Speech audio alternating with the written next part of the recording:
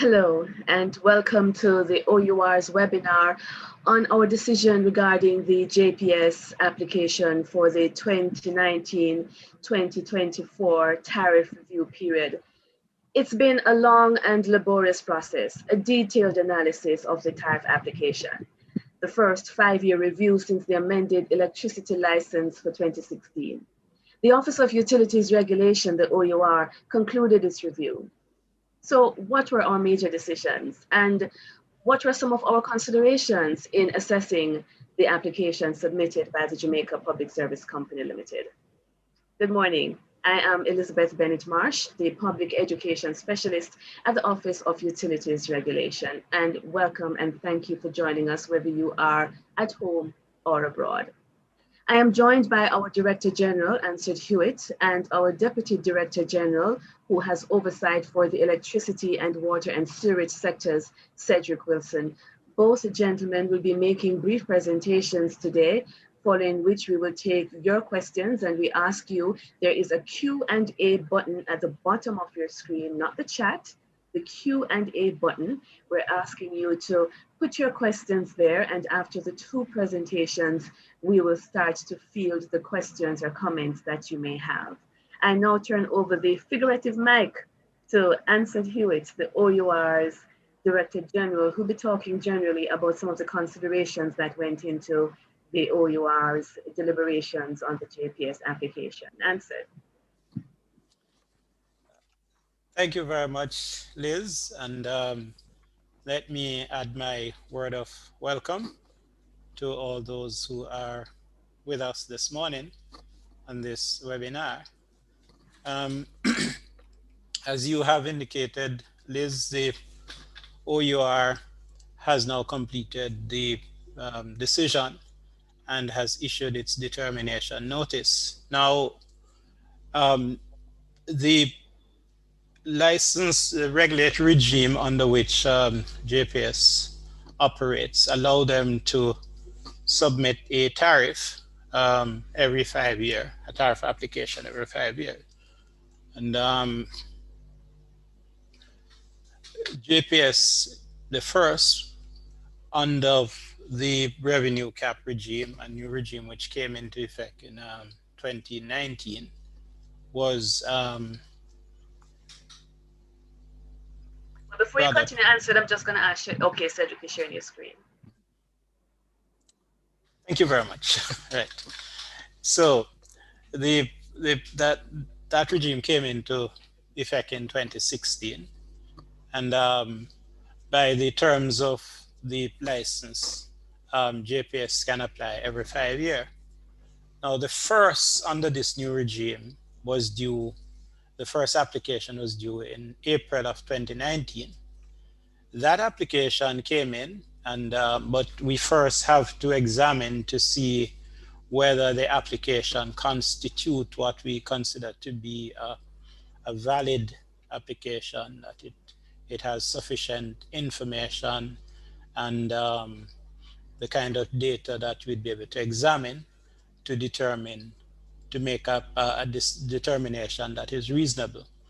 On examination, we determined that it did not constitute that kind of valid application. There were some deficiencies. So we indicated this to JPS. And so we did not start that process in April as was intended. JPS resubmitted in January of 2020. That process, as you indicated at the outset, was very iterated due to the complexity, but also the need to go back and forth about data. And then there were some other intervening delays. So that brought us to the point where we issued the determination at the end of December. Now, turning quickly to the context, it is that JPS is, for all practical purposes, a monopoly. And where you have a monopoly, it is desirable to have regulation. And regulation seeks to create an atmosphere, an environment, or conditions that approximate a competitive market. And the objective of that is that with that you get greater efficiency. You want to have service sustainability. And by that, we really mean that, in the case of the electricity sector, what consumers are concerned about is that when they flick their light switch or when they plug in a device, they expect to get light in the case of the switch, and they expect to get power in the case of the device. And they expect that this situation will obtain not just for the current period, but there will be some certainty that over time, the service will always be on. And then consumers want lower prices. And as to what constitute lower prices is often a matter of opinion. In the case of the OUR, what we're concerned about is to ensure that prices are not higher than their economic level. And then you also want acceptable service levels, because you want to make sure that there is, in the trade-off between seeking lower prices, you don't degrade service levels to the point where the service is intolerable. Specific to JPS, the OUR has strong price control functions, and the aim really is to get a balance between the interests of customers and the interests of investors.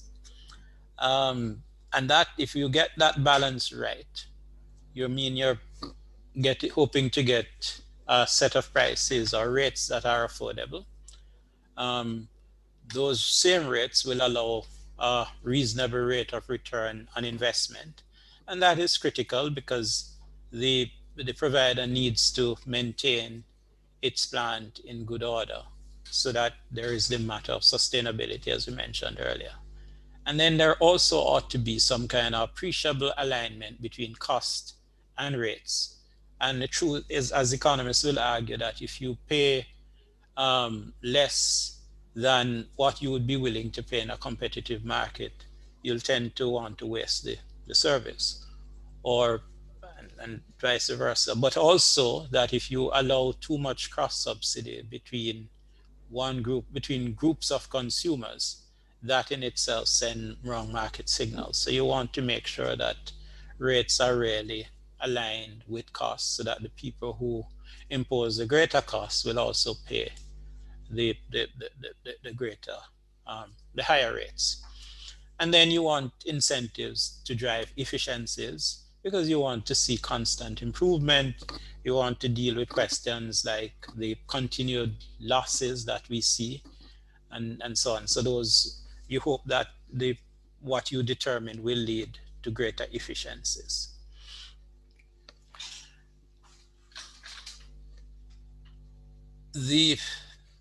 And if Cedric could move the slide along for me.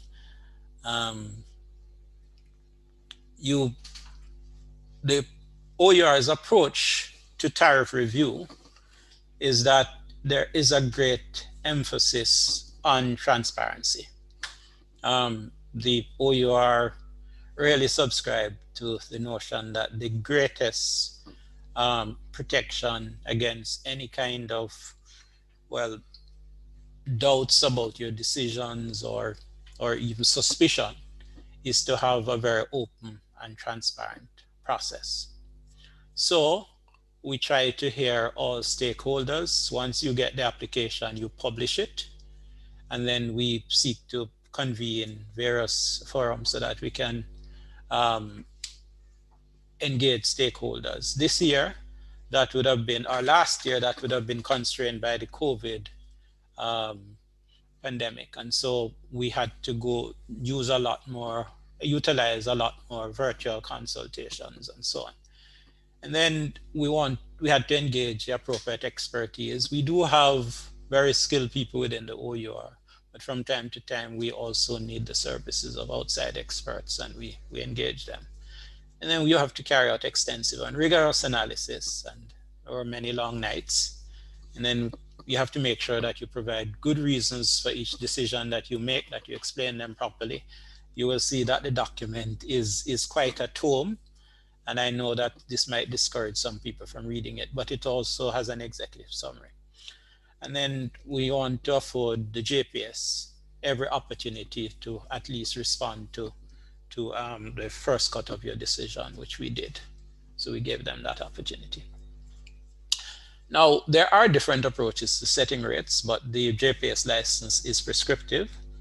Prior to 2016, you had a price cap mechanism being employed, which essentially involved using historical data and assumptions about potential efficiency gains to fix prices for the 5-year term. Subsequent to 2016, or 2016 and subsequently, requires the revenue cap, which essentially use demand to forecast revenue for the 5-year period and pretty much set those.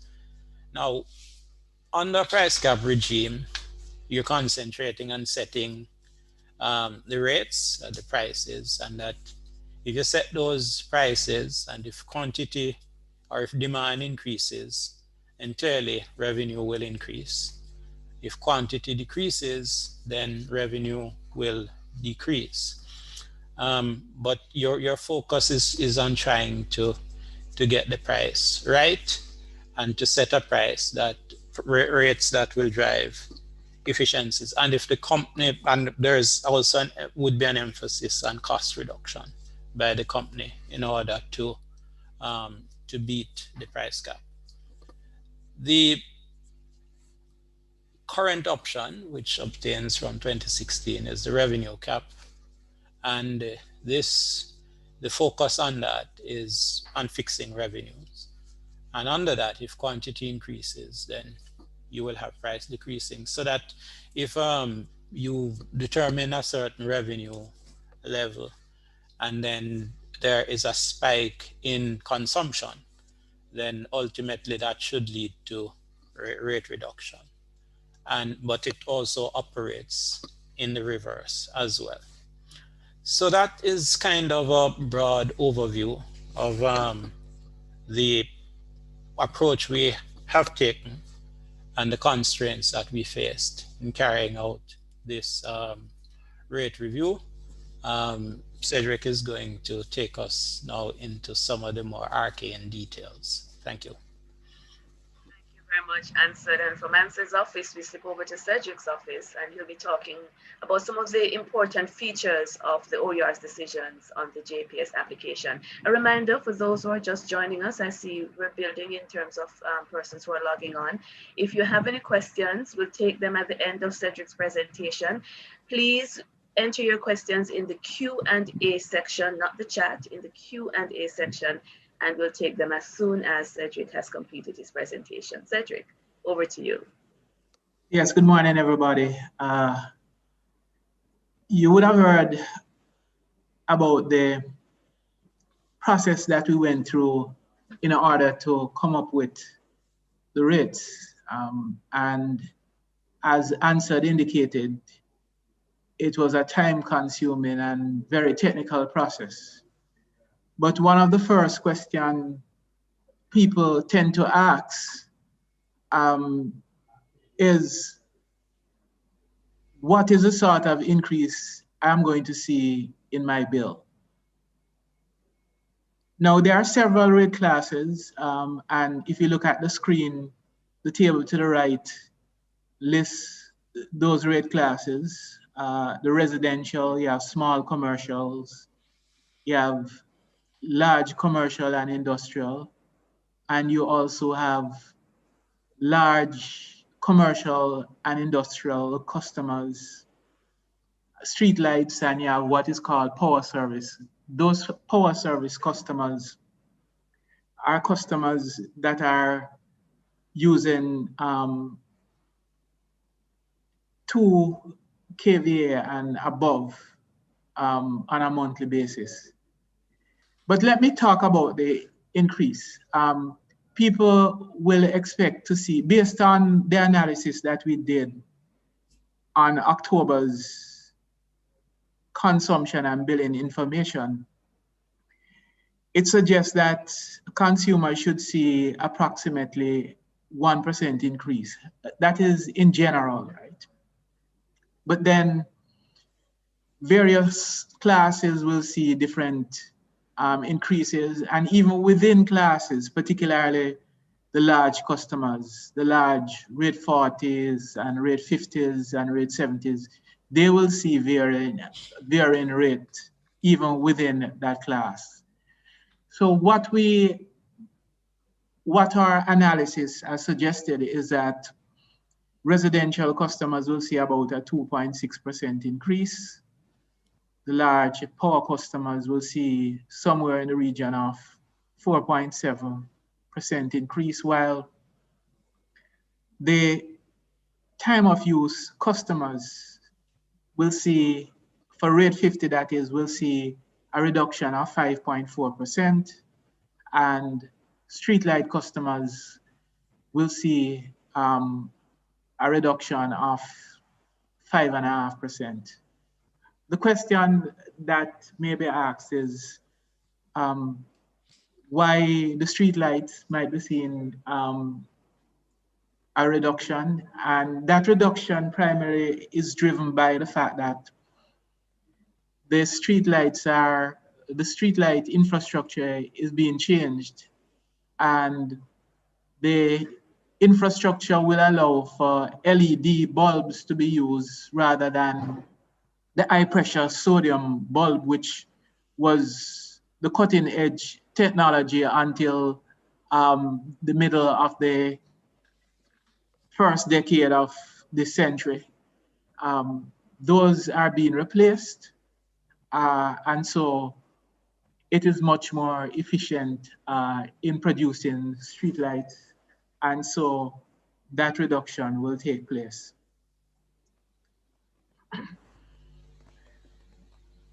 Now, several new things has happened in relation to this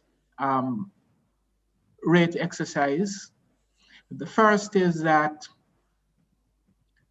small commercial customers and residential customers will have a new class, and that class will be what we call a time of use rate. And time of use, what it really does is charge people, instead of a flat rate, instead of charging people a flat rate, what it does is charges a different rate depending on the period within which you consume electricity.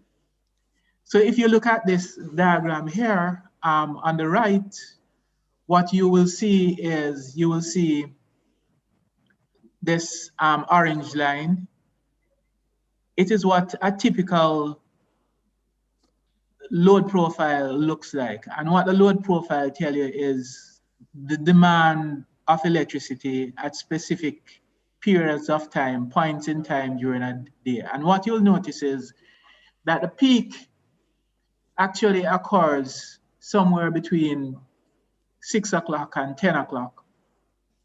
And because it is more expensive to generate electricity during that period, then the logical thing is to charge a higher rate for electricity during that period. There's also the partial peak, which is usually sometime during the day, and that period runs from 6 in the morning to 6 in the evening. And that is not really the highest level of demand you'll see, but it is pretty close. It is just a shade below the 6 to 10 period. And that period, the 6 a.m. to 6 p.m. period, is what we call the partial peak. But then there's a long stretch, and usually a lot of people are sleeping during that time, between 10 and 6 o'clock in the mornings.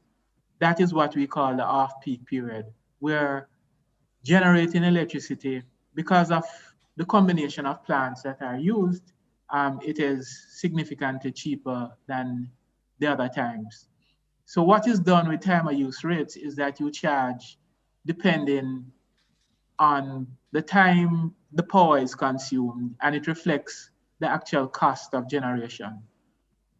So what is the advantage of developing a rate structure like this?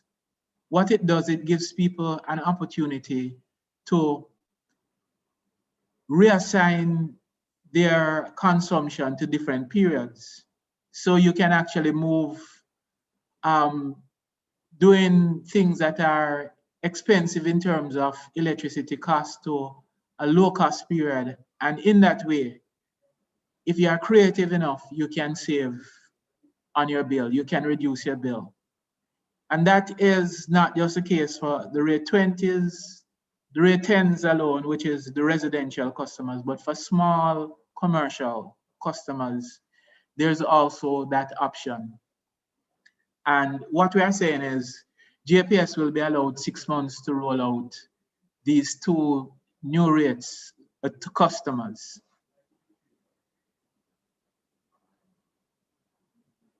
We also have introduced a EV rate, and some of you might not know, but EV actually represents electric vehicles. This is the way of the future.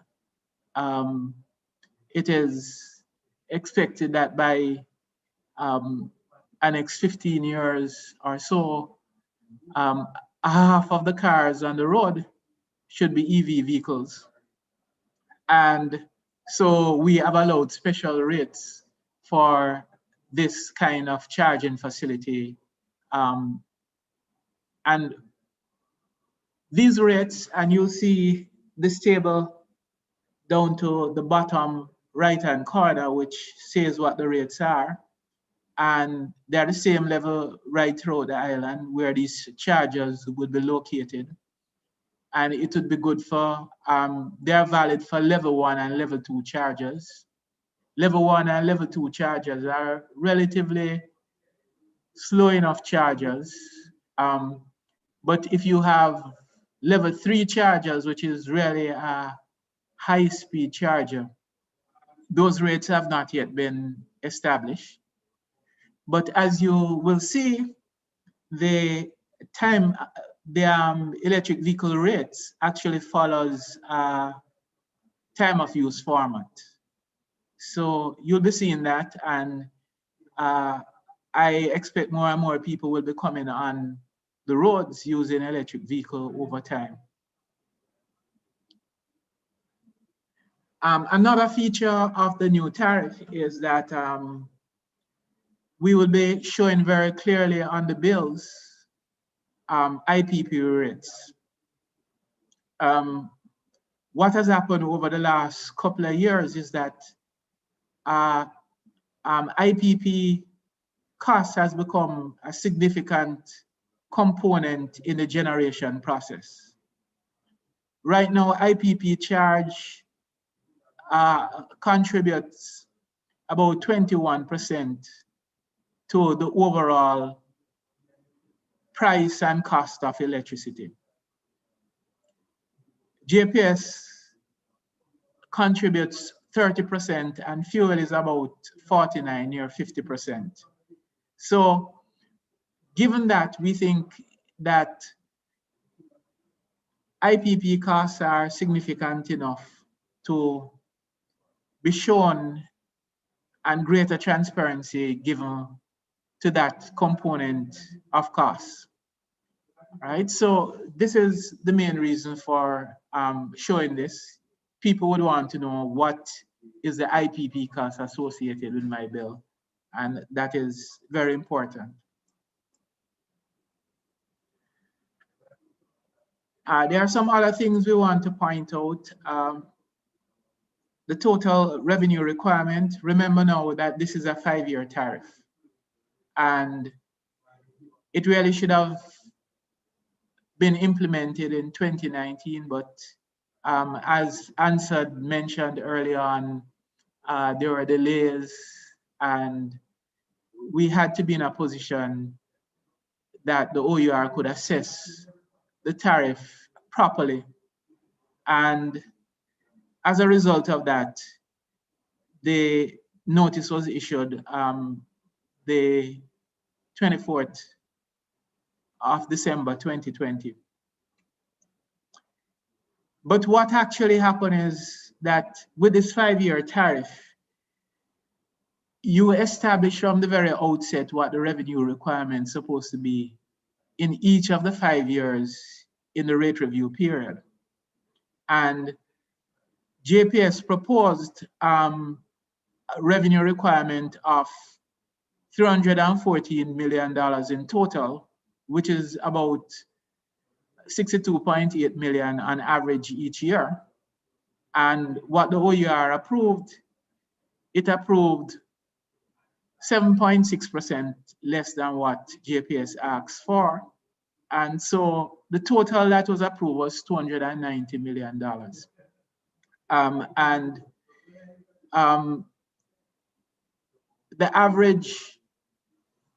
The annual average is about $58 million per year. So what will happen with this is that every year there will be a point somewhere about June where we will relook the tariff, between April and June, where we will relook the tariff and to see if JPS has achieved its revenue requirement in the previous year. And on that basis, we will determine what the revenue requirement will be for the following year. And so that is what the situation is.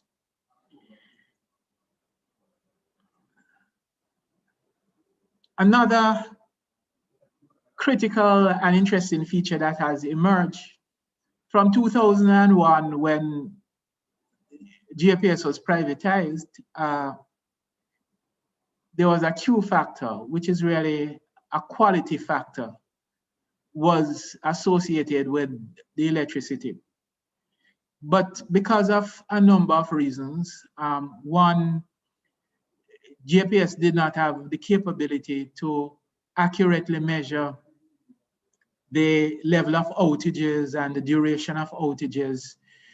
We were unable to implement this Q factor, but this time around, we have been able to do it and we are very happy about that. And what this Q factor is based on, it is based on two metrics.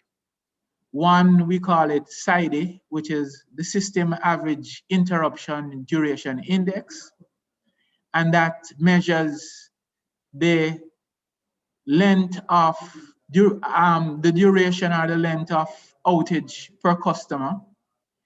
Then there's what we call SIFI, the System Average Interruption Frequency Index, which looks at how frequently customers' services are interrupted. And that is measured in terms of the number of interruption per customer. So based on the targets that the OUR has established, what we expect is that JPS will see a reduction for the next 4 years on average of 3.4% in terms of the duration of interruptions, and the frequency of interruptions will decline by approximately 3.2%. That is our expectation, and that is the target that we have established.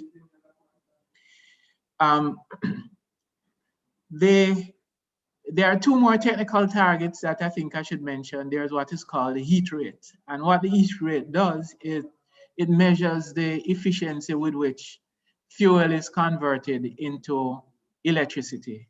And that is measured in terms of what the physicists and the engineers will tell you, kilojoules per kilowatt hour. And the target that we have set is such that we expect on an annual basis a reduction of about 1.5 percentage point in the heat rate. There is also the system losses target, and currently system losses is about 25–26%. And what was proposed is that the average, what was proposed by JPS after COVID, and what was actually observed is that there was an increase in the level of theft during the COVID period, and we're still in it. And so what JPS did was to propose that they would reduce losses to 25.8% by 2023. But we have submitted a target of 21.9%, approximately 22%. Currently, it is in 2019, the target that we had was 22.3%. So what we are expecting is that by 2023, it will be at 22%, given the increase that we are seeing as a result of COVID. And so those basically are some of the main things that has happened. And I think I've said enough, and I'll just turn it over to Liz and the questions that you might be interested in us answering. Thank you very much, Cedric. And I see quite a number of questions, Cedric. You can start to peruse the Q&A section at the bottom of your screen, Cedric, for the questions that are being posed so far. We're going to try and get through as much of them as possible in the time frame that we have for this webinar.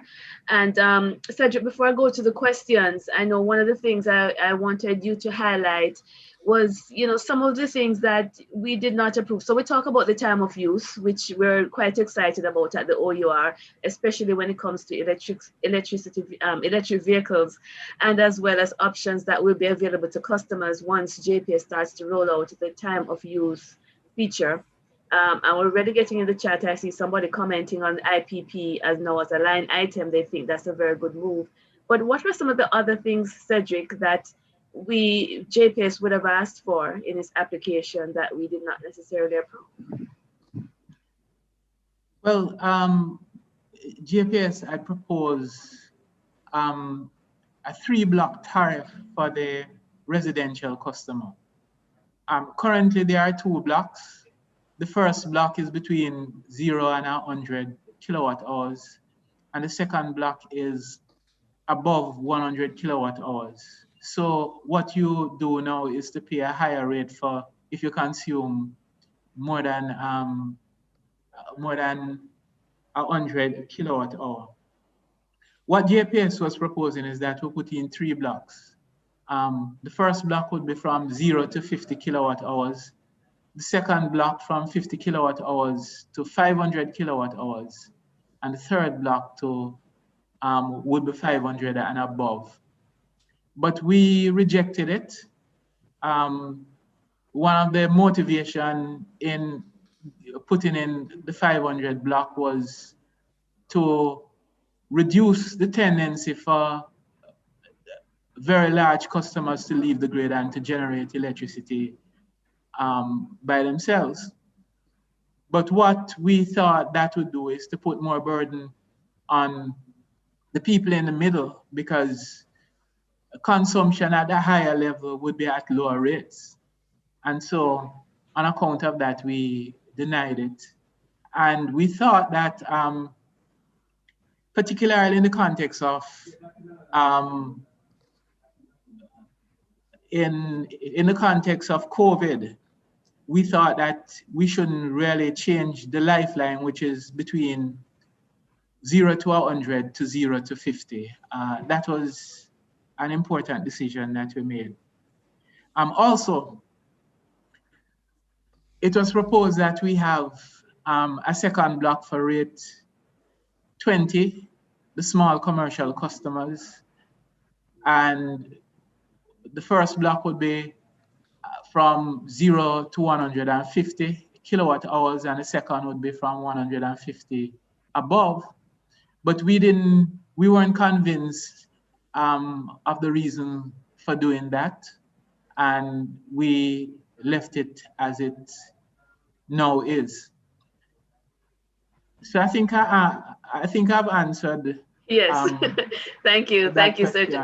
some of the things that we did not approve. So let me go quickly to questions. The first one is from Romario Scott. He's asked quite a few. We're going to take as much of them as we can, Romario, while giving others the opportunity to have their questions addressed. He's from the Jamaica Gleaner, and he says, JPS has said it has requested a waiver for guaranteed standards. Okay, so this is not pertaining to the application, but okay. Will the parent ministry consult with the OUR before making a decision? Answered. I'm going to throw that one to you. Well, the question would, of course, require a little bit of prescience on the part of the OUR, but fortunately, it's not necessary because we did, in fact, receive a request from the ministry last week asking for our view, and we are preparing, we're examining the application now, and we'll provide the minister with a view. Thank you. Another one from Romario. Has the OUR examined whether new generation equipment installed by JPS is actually benefiting customers as quoted or touted? So we have been examining that question. The truth is that the benefits of new generation vary as well according to what is happening with fuel prices. So, you know, these new facilities use LNG. So depending on the relative price of LNG to heavy fuel, you either get greater benefit or less benefit. In general, though, we have seen incremental benefits from the new generation in terms of rates, but we've also seen benefits in terms of significant levels in reliability. I don't know if Cedric wants to add anything to that. No, I need not add, but what I would say is that there has been a significant amount of new plants, gas-fired since last year. We had 190 megawatt by JPS. Not JPS, is a subsidiary of JPS, SJPC, and another 94 from Jamalco. And as answered, I said, the reliability has improved. So that is one positive dimension to it, as well as for most of the time these plants have been in operation, we have benefited from an overall lower fuel price. Thank you. David Jankowski says, were you trying to eliminate some cross subsidies in the rate design? Cedric, I throw that to you. Yes, yes, definitely. The idea of having one class subsidizing another class is not a good idea. And one of the things that we notice is that residential customers were paying much more than they should. So in terms of what was proposed in relation to the increase for residential customers, we had to shift some of that to the larger classes because we had to balance things a bit. And I think what really has caused a shift is that increasingly tourism is taking greater prominence in the economy. And the peak for the tourist sector occurs about the same time as the residential peak. And so we had to do a little bit of rebalancing there so as to ensure that there is as little as possible of cross subsidy between the classes. Okay. This person did not give a name, but when will you investigate these so-called smart meters? So you'll have to, or ma'am, you'll have to give us a bit more information in terms of that. Suffice it to say that smart meters that come in for both JPS and National Water Commission are tested and approved by the Bureau of Standards. But give us some more information about exactly what you want to have answered there. Cornell Motley, I think, Cedric, this is you again. Has the operational, economic, and financial impact of COVID-19 been significant enough to be factored in the determination? If it was factored, was there any significant bearing on the rates? Yes, we did have to take COVID into consideration. Very few people can ignore COVID. But what we actually did was the forecast that we had for 2020, we reduced it by 4.7%. And as a result of that reduction, because we are putting the same amount, roughly the same amount of costs over a smaller amount of kilowatt hours, it has caused the rates to be marginally higher than they would have been. So we took note of that. I think what seemed to be emerging is that the reduction in the expected consumption should have been more, because I think what the statistics seems to be saying is that the kilowatt hour demand, the consumption went down by at least 6 to 7%, and that will have implications for what happens next year when we do our tariff adjustment, given that we are talking about a revenue cap scenario. Okay? Okay. Joy wants to know, when does the 6 months rollout of the TOU tariff start? That 6 months begins now. So I would say the 6 months would end in July this year. Colonel Motley, I'm going to merge two of his questions for you, Cedric. Are the EV charging rates applicable for utility installed charging stations or for private investors also? And is the IPP cost going to be broken down between traditional and RE IPPs, renewable energy IPPs? The EV charges will be what the retail prices ought to be, to the best of my understanding. It's supposed to be the retail charge, whether private or company owned. Those are the charges that should be associated with that kind of facility.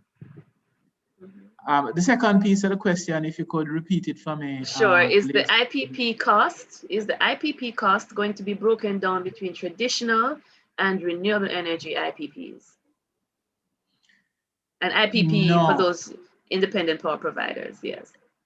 No, we won't be breaking it out in that manner. It will be just IPP charges, regardless of whether or not it is generated by fossil fuel or by renewable energy. It will be just IPP rates. Okay. Thanks for that question. And David Jankowski has said, showing IPP rates is a great idea and cutting edge. Thank you very much, David, for that comment. We need comments like that, you know, guys. Romario, I'm not understanding your question about measuring instruments. Maybe you have to ask that over again. David Phillips says, will the tariff be retroactive given that it is for 2019 to 24 and it was implemented in December 2020? Getting some good questions here. Yeah, that's a very good question, but it will not be retroactive for 2019, but the fact that it was implemented, it became effective in 2020. The rates for 2020, the revenue requirement for 2020 would be applicable. Okay. Sean Hines, I thought the IPP component included some plants that JPS had recorded as leases and that were part of the non-fuel rate base. If yes, does this mean that separating the IPP component into a completely separate segment now means that the IPP component is entirely one-to-one in terms of foreign exchange rate movement versus being subject to the foreign exchange adjustment mechanism? Also, currently IPP is excluded from net billing formula calculations. Will this be continuing going forward? Yeah, that's a deep question. Sean clearly has some understanding of the rate mechanism. But Yeah. I should say the treatment of the IPP that you will see will be no different from what has previously happened, because the IPP charges are all in US dollars, and the conversion to US dollars, it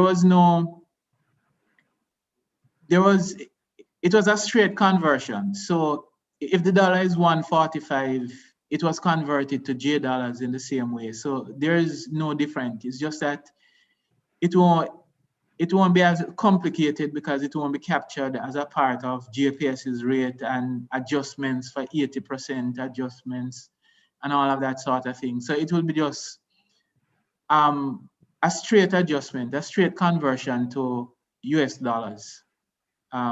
So people won't say higher charges as a result of the conversion, the FX conversion process. Yes. I know there are multiple questions from same persons. We're trying to get as many different persons' questions in, guys. So please bear with me if I don't seem to be, as we have a lot of questions and we don't have a lot of time left.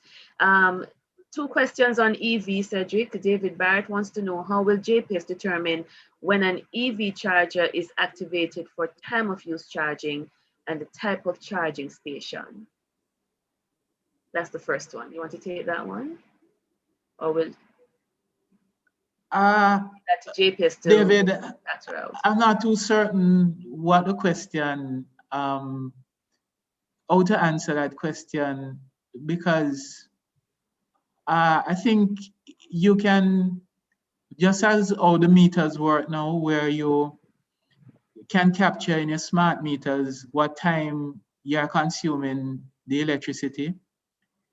I think in a similar way, the meters that would be associated with EV charging, they would be able to capture what time you are pulling energy from the system and charge you accordingly. So, so I think it's just how the technology is configured, really.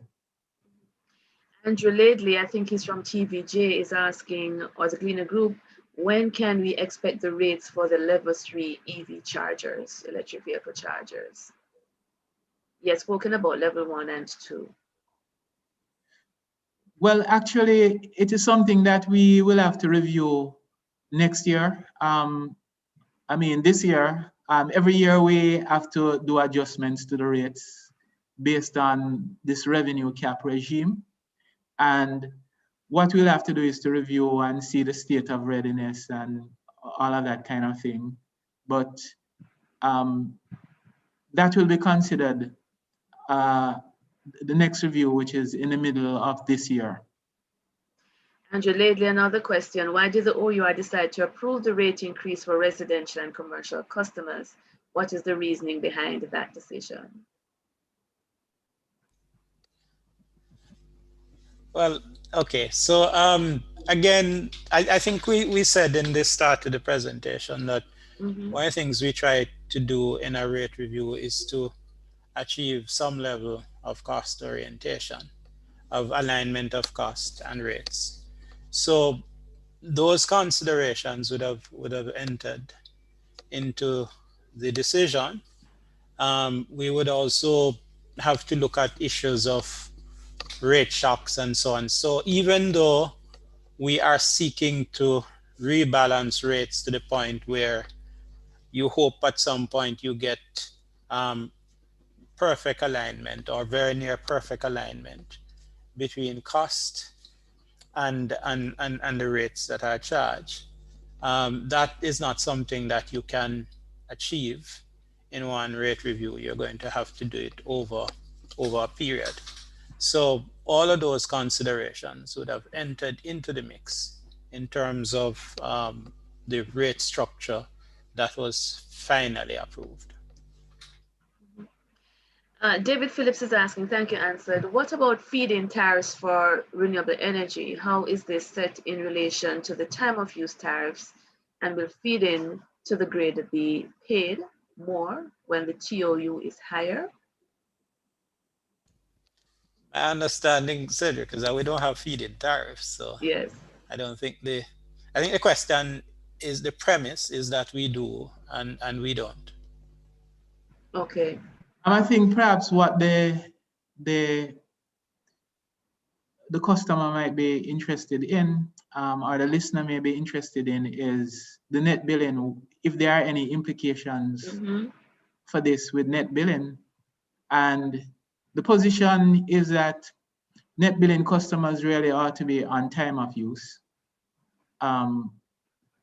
because what you're really doing is you are coming off the grid during the daytime, and during the peak time, that is when most net billing customers use the service. So it seems only fair that they should be charged at the cost of using it at that time, and not just a flat charge, because that would mean that other customers, other residential customers, other small business customers would be subsidizing your usage of the service.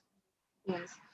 Easton is wanting to know if we can clarify the difference between on-peak and off-peak hours, as they seem to completely overlap, Cedric, based on his understanding. Okay, on-peak hours are those hours, which is really 4 hours, from 6 in the evening to 10. During that period, we use the most expensive generating plants to get you over that peak. You can start them up quickly and you can shut them down quickly. That is the gas turbine, and they're very, very expensive to run. Yeah. And during that period, the cost of generating electricity is much more. So that is why we refer to it as the peak period, because demand is in fact higher, and the cost of serving that demand is disproportionately higher than it would have been in other periods. Seem to be getting quite a bit of interest in time of use. Colin Christie is asking, with the TOU implementation, how will compensation for energy sold to the grid by a customer with an SOC, a standard offer contract, be calculated? How, with the TOU implementation, how will compensation for energy sold to the grid by a customer with a standard offer contract be calculated? The jury is still out on that, but I think the arrangement in terms of the payment, I don't think that would change. But this might be a little bit premature.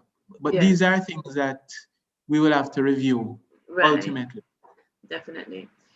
This is a no-name person, anonymous. Does the OER consider that national energy security achieved by the rates approved?